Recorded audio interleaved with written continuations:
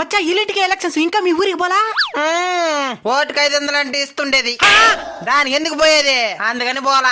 రేపు నీ పని జరగాలంటే 50,000 లంచం అడిగినారంటే అప్పుడు తెలుస్తుంది నీకు. నువ్వెందుకు పోలేదురా? గంటల తరబడి లైన్ లో నిలబడేది మనకు నచ్చదు. వైన్ షాపుల ముందైతే రోజుల తరబడి నిలబడతావు.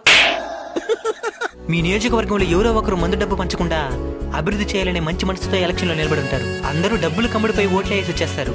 రేపు పొద్దున రిజల్ట్ వచ్చిన తర్వాత ఆ వ్యక్తికి 10 ఓట్లు కూడా వచ్చుండు. అప్పుడు ఆయన ఏమనుకుంటాడు తెలుసా? ధర్మానికి విలువ లేదనుకుని నెక్స్ట్ ఎలక్షన్ కి కూడా నిలబడి. అది ఆయనకి నష్టం కాదు, మనకి నష్టం. కాబట్టి మీ గ్రామాలకు వెళ్ళి మంచి అభ్యర్థిని చూసి వాళ్ళకి ఓటేయండి. వాళ్ళు గెలవకపోవచ్చు, కానీ ఎప్పుడో ఒకప్పుడు గెలుస్తారనే నమ్మకాన్నైనా ఇవ్వండి. తప్పకుండా వెళ్ళి ఓటేస్తాం. మీరు కూడా మీ ఓటు హక్కును తప్పకుండా వినియోగించుకోండి. ఎలాంటి ప్రలోభాలకు లోను కాకుండా మంచి అభ్యర్థికే ఓటేస్తారని ఆశిస్తున్నాం. జై హింద్.